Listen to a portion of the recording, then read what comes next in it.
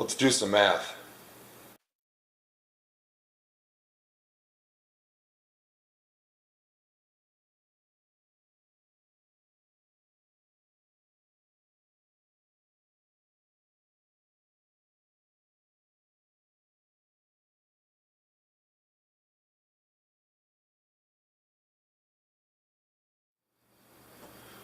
We're getting there.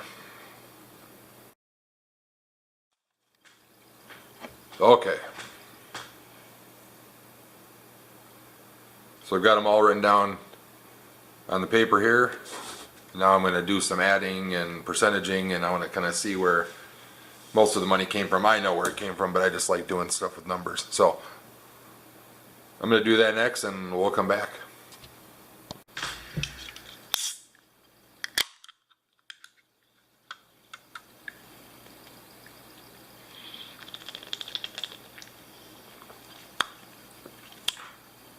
Good stuff.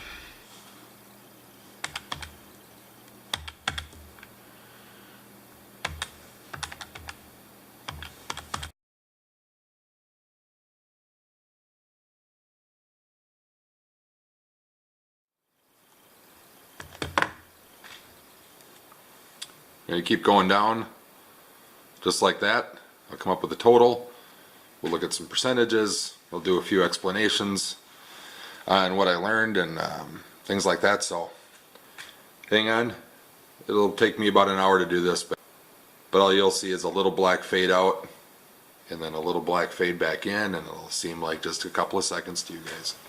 Okay, so after grouping everything together, so there's all the wire totals. That was 1254.07 on down. There's like steel, lead, stainless steel, brass, circuit boards, all sorts of different things. I kind of grouped them together as best I could to make them make a little bit of sense, but that's not really what this is about. So that's the total from the scrapyard. $2,867.91. That was in roughly just under 7 months worth of work. So was it worth it? Yes and no. I'll get to that in a second. But for the sake of me having to plug that number in a bunch of times, I'm going to work with 2868 as the number I'm going to work with. So if anybody's going to sit there and check my math, that's what's going on. Okay, so I've run through the numbers once loosely. Did I maybe make a small error somewhere? Probably. These percentage numbers aren't going to add up exactly because I'm rounding only down to the 100th place, so I'm losing quite a bit on here. Plus there was they have a punch card system at my scrapyard, so I get a 5% bonus on one load. And so that was like 60 something dollars that I just saved up a huge amount to bring on that 10th load where I get the 5%. So there's like 60 bucks that's not accounted for on here. But this will give us some idea of what I was finding. This is copper pipe in the miscellaneous here. So it's copper number 1, so like clean copper pipe. A little bit copper pipe with some solder on it or attachments. And this is just kind of miscellaneous sheet copper. I had some box of copper cookie cutters and just junk like that. So here's a percentage. So this is what that ended up being the percentage of the total of just the copper pipe. Aluminum here. Let me get that where you can see it. There we go. So pop cans are just ridiculous. They attract bees and they take up a ton of room, and you have to smash them down if you don't want them to take room. And I just stopped saving them after a while. Sheet aluminum, extruded aluminum, cast aluminum, breakage. This was 4 car rims. I only had 4, so that was 50 bucks almost for that, so that's awesome. And some miscellaneous siding and gutters and things like that, so that was $295.15, which is about 10% of the total. So that works pretty good. Although aluminum gets a little bulky and gets a little annoying to have around, but keep in mind I'm only working in a 1-stall garage that the kids have to keep their stuff into, so space is a little bit of a premium for me. Anyway, this is just miscellaneous copper bearing stuff. Motors, transformers, ballasts, plastic transformers, that's how they list them. These are the AC adapter plugs. that like plug into your wall that charges your phone or whatever. 2980 on those things. So this is only 3% of the total. Granted, you're going to get this kind of stuff when you do scrapping, but anybody that if somebody understands this, let me know. That pulling apart a vacuum to get a motor out, pulling apart anything to get a transformer out, unless it's just part of, getting the circuit board out or things like that. Collecting these ballasts, for how many ballast this was, I believe I get 6 cents a pound for ballast. So here, hang on. 9.54 divided by 0.06 equals, that's for 159 pounds of ballast. 159 pounds. That's ridiculous. I mean, they're not even worth fishing out of dumpsters if you see them. I don't even, after I brought them I had a few, they were just mixed in with some stuff and I didn't realize how much little I was getting for them, and then I found a whole bunch in a dumpster. It was like 110, 120 pounds of them in the dumpster, and they pulled them out of this construction dumpster and brought them in, and I couldn't believe how much I got, and I never retrieved them again. If I saw one, I'd clip the wires off it and throw it back in the dumpster. It's just not worth it. Plastic transformers, you're going to get those just getting wire, so it's nice that they take them. I guess not all scrapyards take them, so. This is the brass. Pretty self-explanatory on the brass. Clean yellow, dirty. I probably had some red brass and it only pays a few cents more a pound in my scrapyard, so I didn't really even care. Wasn't worth trying to figure out what's what, so I just threw it all in the bucket. Dirty brass, 7810, total of about 11%. The nice thing about my scrapyard, your brass has to be ridiculously dirty for it to be dirty brass. I mean, it has to have, plastic faucet handles on it, or plastic hoses hanging off of it, or anything like that. If it's just got the valves with the steel handles on them, they would take them as clean brass. Faucet, I don't know what you want to call it, faucet valve assemblies that pop out, they would take, if you couldn't get the faucet apart and you just took those off, and they had the black rubber O-rings on them and things like that, they would take them. They would take any of that, anything, pretty much as clean brass. I thought I was going to have more of about 125 in dirty brass and more of about 175 in clean brass, but when they took it, that's how they took it. So they're very generous with the brass. Computer parts, my scrap yard does take almost anything that'll come out of a computer or circuit boards.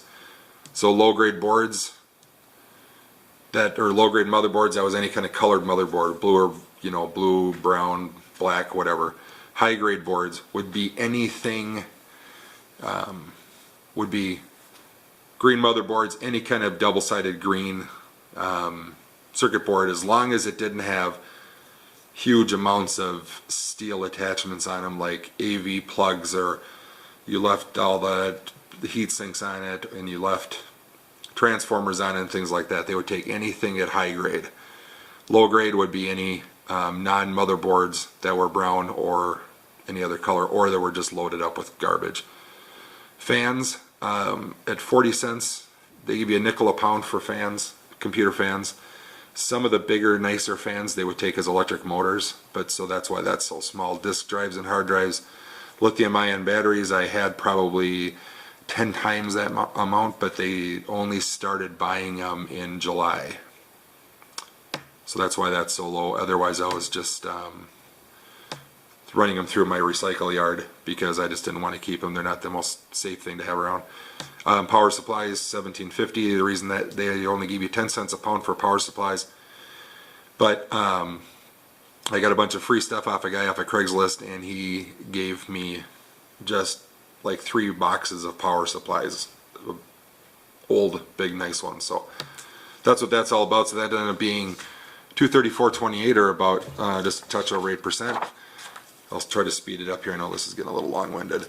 Copper wire, obviously this is where your money is going to be. So number 1 wire, drop cord, Cat 5, I have a dumpster that I get Cat 5 out of. I would go there every day, and I would nearly fill up. I would go about a half of a tub worth of Cat 5 almost every day. That's why that's so high. Romex jelly wire, they buy that stuff if not somebody's not familiar with that. It's telecommunication wire. It's got like a waterproof, friction proof jelly in there. It's just not fun to get stuck on your hands, but they buy it if it's cased up. Christmas lights, Bear Bright wire, BX wire, like armored wire for that you find in houses, and just miscellaneous computer wire right there. So the total of 1250, 407 are about, roughly half, 43%. Last thing, steel, 6260 for a total of steel. I don't understand steel either. I don't know how guys make money doing steel unless they're getting it easily and they throw it all in a trailer and they can bring it right to the scrapyard. I don't get the piling it up at your house and dragging it down there, all that work for nothing. But to each their own. Lead, 21 bucks. Clean stainless steel, 1076. How liberal they were with brass, they were the exact opposite with stainless steel. I mean, that stainless steel had to be non-magnetic stainless steel, and it had to be clean like it just came out of a factory. It was ridiculous. So I only got a little bit of that. A little bit of cast zinc. Lead acid car batteries, and none of those were car batteries. Those were all batteries out of UPS backup, UPS power supplies for computers and such. 112.22 or about 3.19%. So okay guys, there's the numbers I got from my scrapyard. I'm going to put a link below to my scrapyard that I use. Check it out. They publish their pricing right on their website with some pictures. Not everything's on there, but it'll give you a very good idea of what my scrapyard did for me anyway. And if you're in the Twin Cities area, check that scrapyard out. They do a good job there. I really liked them a lot, and they were very helpful in letting me ask questions and teaching me how to do things the right way. For them, for things that I could do to make their job easier, they trust me. They give me the benefit of the doubt. I make more money. That's pure and simple. It comes down to that. Next thing, I ended up with, I believe it was $38.04 for a total cash that I got from scrapping. So you saw that the 20 or whatever it was, 28.68 was out of the scrapyard. The balance of that was selling things on Craigslist and eBay. That's the first thing to do, is sell it on Craigslist and eBay. Taking something to the scrapyard is the lowest value of that item, besides throwing it in the garbage. So that's where that money came from. My youngest son wasn't as into it as my older son was. He kind of gave up on it after a while. It's not his thing, so he got a little money. I paid my oldest son 10% for helping me out. The rest of it is paid for a trip to San Diego, first class tickets for a week, and money left over, so that's awesome. I'm happy with that. So, what did I learn? This is my personal thing. Steel, taking big appliances apart to get a little bit of wire and a transformer or a little motor out of them. I can't believe how much time I wasted at the beginning doing stuff like that. I know there's guys out there that take stuff apart and resell the parts on eBay. That's awesome. That's their full-time job, or they're very good at it, and that's awesome. I would love to be able to do that. I don't have the time. I don't have the skills to do that yet. But I did a little bit of it. Sold some parts, like microwave parts and things like that, but the other stuff, it's just not worth it to me. That's how it was. I made, out of this 6.5, almost 7 months that I did this summer, I made more money in the last 2 months than I did in the first 4.5, 5 months, just by spending my time smarter. So that's how I look at it, is that if you want to make more money, you want to make more money per hour, more money for your time and your effort and your the money for gas and miles on your car and things you have to buy to do this. Be smarter with your time. Don't waste it chasing a 10-cent motor for an hour out of a vacuum. It's not worth it to me. I'm going to also, down in the description down below, I'm going to put my favorite scrapping channels, and if I'm going to leave anybody out that watches this, I'm sorry. I might not remember everybody, but I'm going to put some in there for learning what to do.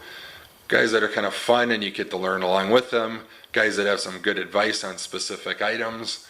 If you're into the computer scrapping, or you're just into general dumpster diving and stuff like that, I'll put some stuff down in there.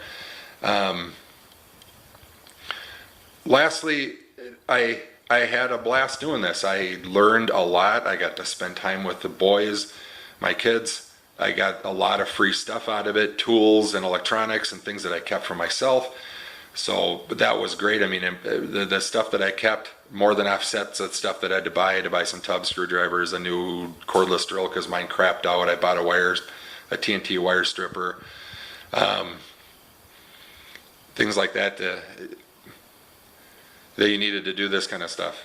So the stuff that I got for free more than offset. I probably got $400 to $500 worth of stuff for free that I kept out of dumpsters or gave away to friends and things like that. So that's it. I had a blast doing it. I hope you guys, I know not a ton of people were watching these videos, but I hope somebody learned something from it. I enjoyed doing it.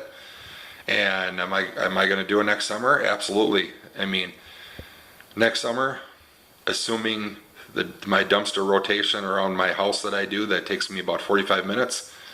I hit 5 or 6 dumpsters plus any construction roll-off dumpsters that happen to be out. I'll be smarter about it. I know what my scrapyard wants now. I think I can hit $5 to $6 grand for a summer's worth of work next year. I don't see why not. So that's it, guys. Thanks for watching my videos. I am going to put out another video that's just going to address circuit boards, because that was the thing that I struggled with the most. And there's not a ton of advice online about it, on YouTube anyway. So I'm just going to put my own experience up and let somebody learn from it if they want to. So thanks for watching my videos, guys. I'm out of here. I'm done talking. All right, see you guys. Thanks. Bye.